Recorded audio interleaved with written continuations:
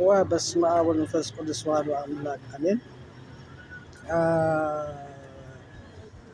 ናይ ድንግል ማርያም ጸሎት ካብቶም ሓያል ጸሎት ዝገብሮ ነፍሴ ተኣቢዮ ለእግዚአብሔር ወታሲ መንፈሴ በአምላኬ መድኃኒ እስም ርኤ ሕማማ ለዓመቱ ኢላ እግዚአብሔር ከተመስግንን ካብ ህፃንነታ ትሒዛ ንእግዚአብሔር እንዳተማሕፀነት ጾምን ጸሎት እንዳገበረት ኣብ ቤት መቅደስ ዓብያ ማለት እዩ ቅድስተ ቅዱሳን ድንግል ማርያም ነፍሴ ተኣቢያ እግዚአብሔር ክትብል ኮላ እሳ ትውልዲ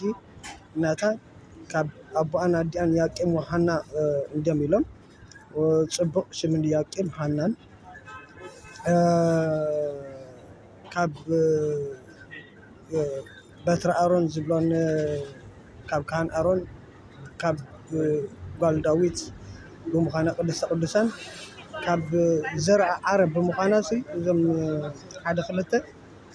ከምዚ ብዙሕ መጽናዕቲ ንገብር ሓደ ክልተ ሰባት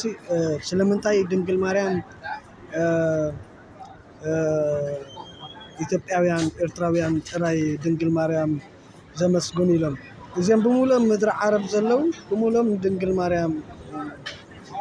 ካብኦም እዮም ካብ ዓረብ ስለ ትሑታት ለውሃት ነፍቀርቲ እግዚአብሔር ስለ ዝኾኑ እዞም ሃገራት ዓረብ እግዚአብሔር ካኒ ንድንግል ማርያም ካብቶም ሐዋርያት ካብ ዘርዓ ዓረብ ከም ዝኾነት ድንግል ማርያም መጽናዕቲ ጌርና ብዙሕ ዝረኸብናዮ ፈሊጥና ማለት እዩ ድንግል ማርያም ቅድስተ ቅዱሳን በዘይ ግብረ ስጋ ወርሓዊ ጽግያት ከይተረኣያ ኣብ ግዜ ህፃንነታ ምስ ተወልደት ቅድሚ ምውላዳን ኣቦኦምን ኣዲኦምን ብእግዚአብሔር ዝተሓረዩ ኣቦኣን ኣዲኣን ነዴና ቅድስት ድንግል ማርያም ቅዱስ ዳዊት ቅቡእ እንዲ ቅዱስ ዳዊት ዝተቐብአ ቅዱስ ዳዊት ቅቡእ ማለት እማቕ ዘይገብር እዩ ዝተቐብአ ዝጽሊ ናብ እግዚአብሔር መዝሙራት ዘቕርብ ናብ እግዚአብሔር ምስጋናታት ዘቕርብ እዩ ቅዱስ ዳዊት ስምካ ንጉስ ዳዊት ብሎ ቅዱስ ዳዊት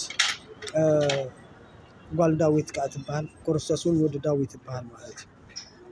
ኣብ ኦሪት ስለ ዝነበረ ክርስቶስ እውን ኣብ ኦሪት ነይሩ እዩ ክርስቶስ እውን ሕጊ ኦሪት እዩ ሓድሽ ኪዳን ማለት በይ ሓድሽ ኪዳን ንብሎ ማለት ሓድሽ ትምህርቲ ዘይኮነ ቃል ኪዳን ናይ እግዚአብሔር ኢየሱስ ክርስቶስ ናይ ኣቦና ቅዱስ አብርሃም ይስሐቅ ወድኻ ሰውአልና ክብል ከሎ እግዚአብሔር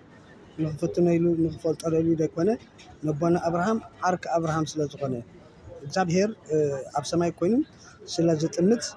ነቶም ቀዳሞት ኣቦታት ሓሪቦምን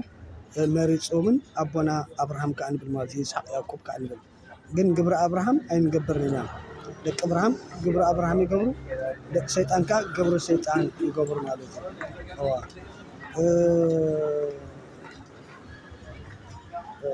ግብረ አብርሃም ዝገብር ይጾም ይጸሊ ይሰርሕ ናብ ምዕባለ ዝተባኣሰ የተዓርቕ ዝጠመየ ይዕንግል ብዙሕ ነገር ግብረ ኣቦና አብርሃም ማለት እዩ ግብረ ሰይጣን ከዓኒ ተሰርቕ ትሕሱ ትበኣስ ናይ ገንዘብ ስስዐ